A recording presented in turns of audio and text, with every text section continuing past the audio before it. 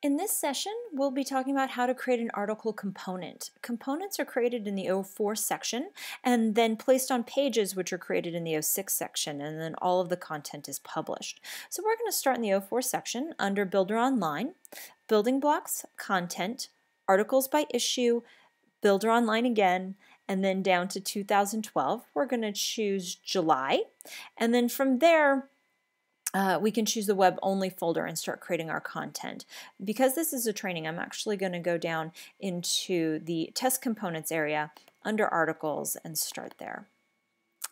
So from here we're going to choose the Create tab at the top of the screen. Under New Component, which will pull up our page, we're going to want to type in the name of our component, which is the name of the article. Modern Makeover, and then make sure we select our proper schema from the drop-down box. In this case, it would be an article.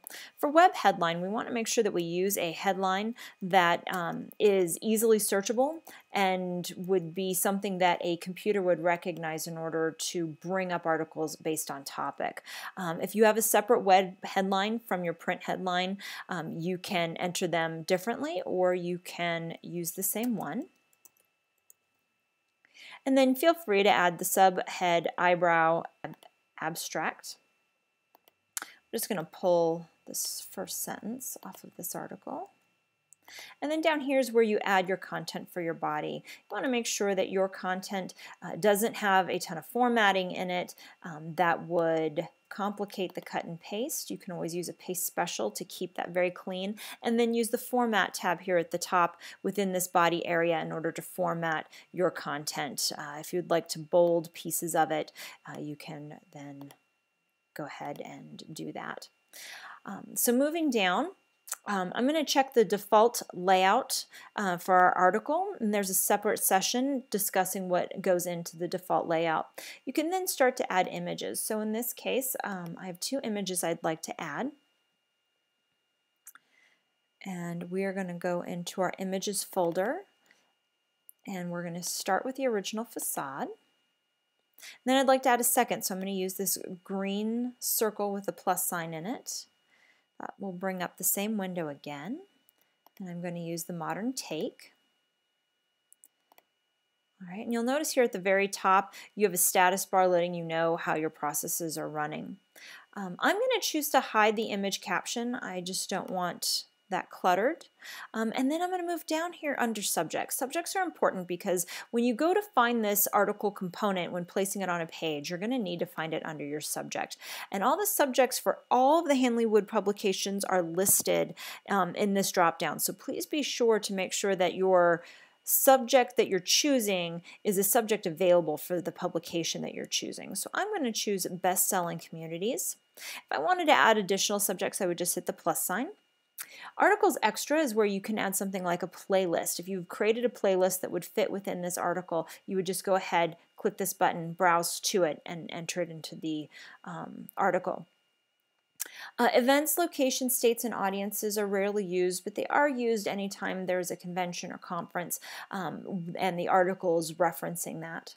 Pull quote and bio will only be filled if it's coming from the existing print publication system and does not need to be added for a web-only content.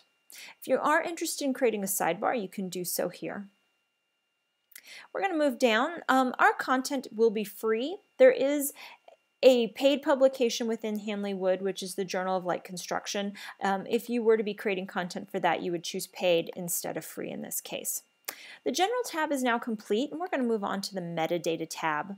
The News Item ID is an ID that comes from the print publication system. So if the article is already coming through from that system, this field will be populated, but it's not something that we need to populate for web-only content.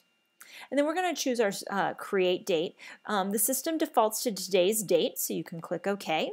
And then you can choose your start date. I'd like to start my my article showing today, but if you wanted to set this up so that it could run starting next Monday, for example, you could do that. Just set that date.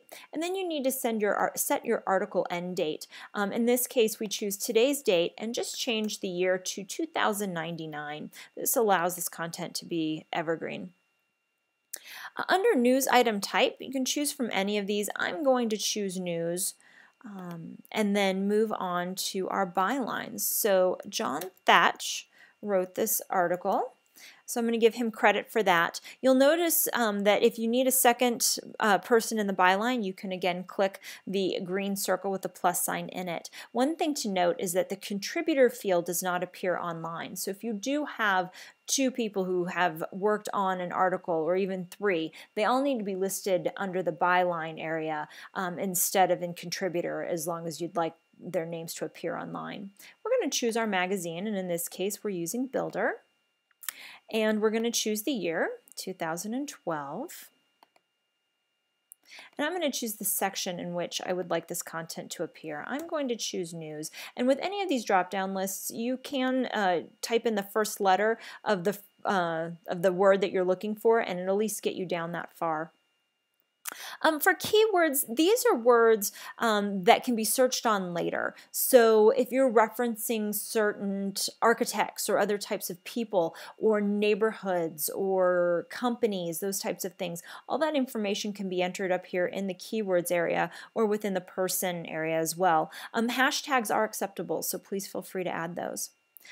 As we move down, none of this other information is necessary. I will note, though, that the PDF link is used for the Journal of Light Construction, but other than that, other publications don't use them. So next, since we're done with all of that, I'm going to click Save and Close. We're going to watch our status bar to make sure that things are going well. Our items saved, and now we can go down to the 06 level, create the page where this component will reside, and then publish both of those.